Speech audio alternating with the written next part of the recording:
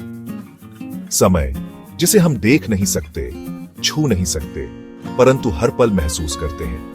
यह हमारे अस्तित्व का एक अभिन्न अंग है, एक अदृश्य नदी जो हमें निरंतर भविष्य की ओर बहा ले जाती है। पर क्या यह प्रवाह हमेशा एक ही दिशा में होता है? क्या समय एक सीधी अटूट रेखा है, या इसमें मोड़, लूप या शायद शॉर्टकट भी हो सकते हैं? आज हम इस सवाल की गहराई में जाएंगे। क्या इंसान कभी समय में पीछे या आगे जा सकता है? हम विज्ञान, कल्पना और दर्शन के माध्यम से इस गूढ़ प्रश्न की पड़ताल करेंगे।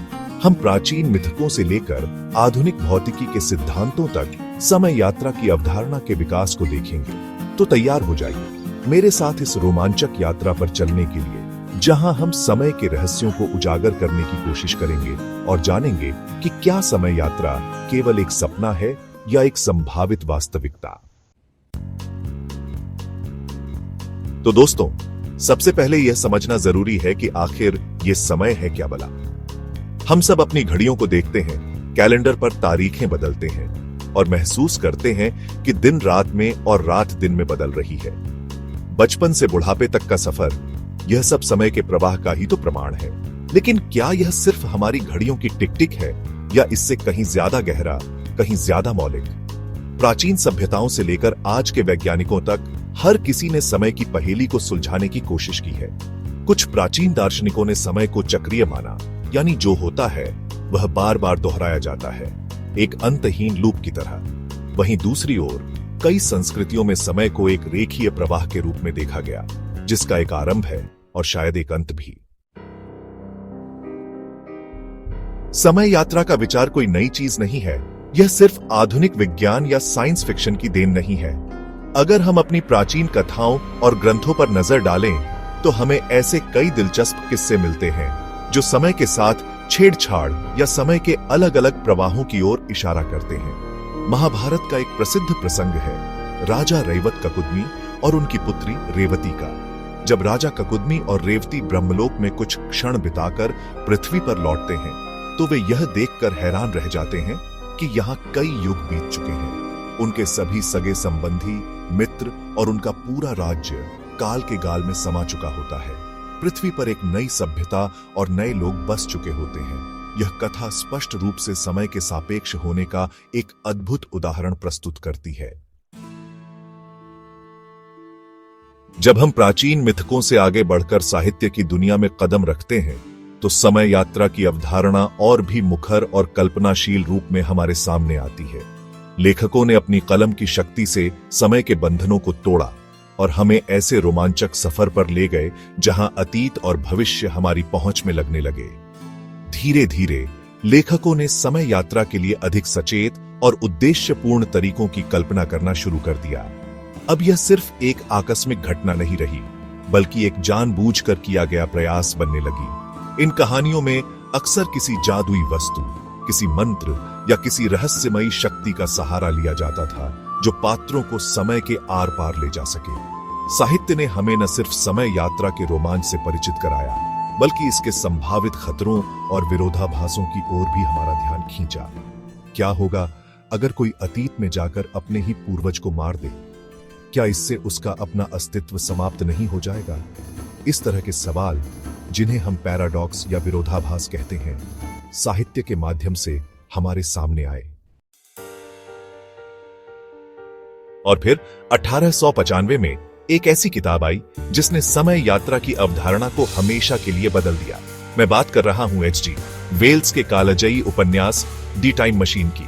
यह उपन्यास सिर्फ एक कहानी नहीं थी, बल्कि इसने टाइम मशीन यानी समय यंत्र की एक ठोस यांत्रिक कल्पना को जन्म दिया। वेल्स के उपन्यास में समय यात्री वर्ष 800-2701 ईस्वी में पहुंचता है। वहां उसे मानवता दो अलग अलग प्रजातियों में बंटी हुई मिलती है। सुंदर, नाजुक और आलसी एलॉय, जो धरती की सतह पर रहते हैं, और क्रूर, मेहनती और प्रकाश से डरने वाले मॉरलॉक, जो भूमिगत दुनिया में रहते हैं और रात में एलॉय का शिकार करते हैं। द टाइम मशीन का प्रभाव बहुत गहरा और स्थायी रहा। इसने न सिर्फ टाइम मशीन शब्द को लोकप्रिय बनाया, बल्कि अनगिनत लेखकों, फिल्मकारों और कलाकारों को भी प्रेरित किया। इसके बाद समय यात्रा की कहानियों में अक्सर किसी न किसी प्रकार के यंत्र या तकनीक का उपयोग होने लगा। जब हम समय यात्रा की वैज्ञानिक संभावनाओं की बात करते हैं तो एक नाम सबसे पहले जहन में आता है, अल्बर्ट आइंस्टीन। 20वीं सदी की शुरुआत में आइंस्टीन ने अपने सापेक्षता के सिद्धांतों से भौतिकी की दुनिया में क्रांति ला दी और समय के बारे में हमारी सदियों पुरानी धारणाओं को हमेशा के लिए बदल दिया। आइंस्टीन का पहला बड़ा धमाका था 1905 में आया विशेष सापेक्षता सिद्धांत। इसका मतलब है कि यदि आप बहुत तेज गति से यात्रा कर रहे हैं तो आपके लिए समय धीमी गति से बीतेगा, उन लोगों की तुलना में जो स्थिर हैं या धीमी गति से चल रहे हैं।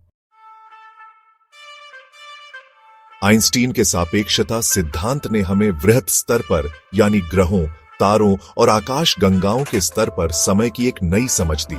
लेकिन जब हम बहुत छोटे स्तर पर जाते हैं, परमाणुओं और उपपरमाण्विक कणों की दुनिया में, तो हमें भौतिकी की एक और शाखा का सहारा लेना पड़ता है, क्वांटम यांत्रिकी। क्वांटम यांत्रिकी में कण एक ही समय में कई अवस्थाओं में मौजूद हो सकते हैं, जिसे सुपरपोजिशन कहते हैं, और वे एक दूसरे से रहस्यमय तरीके से जुड़े हो सकते हैं, चाहे उनके बीच कितनी भी दूरी क्यों ना हो, जिसे क्वांटम एंटेंगलमेंट कहा जाता है। आइंस्टीन के सामान्य सापेक्षता सिद्धांत ने न सिर्फ यह बताया कि गुरुत्वाकर्षण समय को कैसे प्रभावित करता है, बल्कि इसने कुछ और भी रोमांचक संभावनाओं के द्वार खोले, जिनमें से एक है वर्महोल की अवधारणा। वर्महोल, जिसे कभी कभी आइंस्टीन रोसेन ब्रिज भी कहा जाता है, सैद्धांतिक रूप से दिक्काल में एक प्रकार का शॉर्टकट या सुरंग है जो ब्रह्मांड के दो बहुत दूर स्थित बिंदुओं को या शायद दो अलग अलग ब्रह्मांडों को भी जोड़ सकता है। अब सवाल यह है कि क्या वर्महोल का इस्तेमाल समय यात्रा के लिए किया जा सकता है? सैद्धांतिक रूप से हाँ, कुछ विशेष परिस्थितियों में। यदि आप एक वर्महोल के एक मुहाने को स्थिर रखें और दूसरे मुहाने को लगभग प्रकाश की गति से यात्रा कराएं और फिर उसे वापस ले आएं, तो समय विस्तार के कारण दोनों मुहानों पर समय अलग अलग गति से बीता होगा। जैसा कि हमने पिछले अध्याय में देखा, वर्महोल्स को स्थिर रखने और उन्हें समय यात्रा के लिए इस्तेमाल करने योग्य बनाने के लिए हमें एक बहुत ही खास चीज की जरूरत होती है, एक्सोटिक मैटर यानी विचित्र पदार्थ। अब यह विचित्र पदार्थ क्या है? यह कोई ऐसी चीज नहीं है जो आपको अपने पिछवाड़े में मिल जाएगी या किसी प्रयोगशाला में आसानी से बनाई जा सके। एक्सोटिक मैटर की सबसे महत्वपूर्ण विशेषता यह मानी जाती है कि इसका ऊर्जा घनत्व ऋणात्मक होता है। हमारे सामान्य पदार्थ जैसे कि आप, मैं, यह कुर्सी या तारे और ग्रह, सभी का ऊर्जा घनत्व धनात्मक होता है। धनात्मक ऊर्जा घनत्व गुरुत्वाकर्षण के माध्यम से आकर्षण पैदा करता है, जिससे चीजें एक दूसरे की ओर खींचती हैं।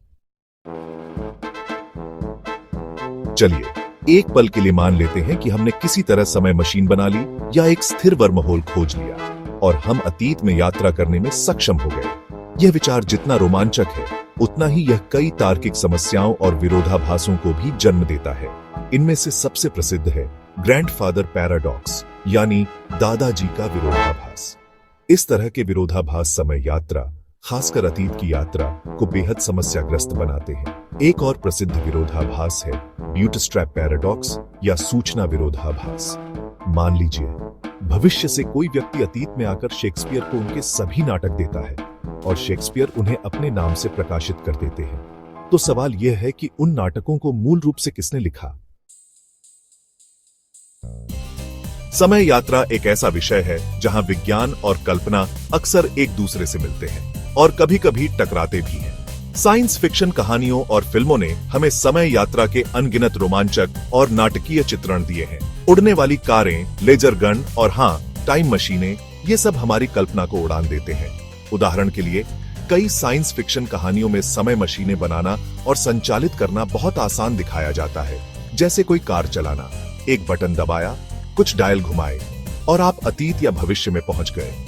वास्तविकता यह है कि यदि समय यात्रा सैद्धांतिक रूप से संभव भी हो, तो इसके लिए जिस तकनीक और ऊर्जा की आवश्यकता होगी, वह हमारी वर्तमान क्षमताओं से बहुत परे है।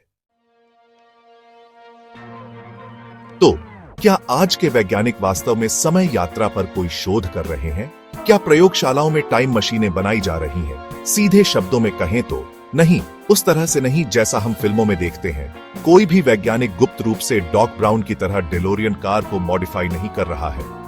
आज के कई भौतिक विज्ञानी क्वांटम गुरुत्वाकर्षण, क्वांटम ग्रेविटी के एक एकीकृत सिद्धांत को विकसित करने की कोशिश कर रहे हैं। जैसा कि हमने पहले चर्चा की, हमारे पास ब्रह्मांड को समझने के दो महान सिद्धांत हैं। सामान्य सापेक्षता, जो बड़े पैमाने पर गुरुत्वाकर्षण का वर्णन करता है, और क्वांटम यांत्रिकी, जो छोटे पैमाने पर कणों और बलों का वर्णन करता है। तो क्या हम समय में यात्रा कर सकते हैं? विज्ञान के वर्तमान ज्ञान के आधार पर भविष्य में यात्रा करना कम से कम सैद्धांतिक रूप से संभव है, आइंस्टीन के समय विस्तार के माध्यम से। यदि आप प्रकाश की गति के बहुत करीब यात्रा करते हैं या एक बहुत मजबूत गुरुत्वाकर्षण क्षेत्र के पास समय बिताते हैं, तो आपके लिए समय दूसरों की तुलना में धीमी गति से बीतेगा। समय यात्रा की खोज सिर्फ एक वैज्ञानिक या तकनीकी चुनौती नहीं है, बल्कि यह गहरे दार्शनिक प्रश्न भी उठाती है। यदि हम अतीत को बदल सकते, तो क्या हमारी स्वतंत्र इच्छा का कोई अर्थ रह जाता? क्या हम अपनी गलतियों को सुधारकर एक बेहतर दुनिया बना सकते थे, या हम अनजाने में और भी बड़ी समस्याएं खड़ी कर देते?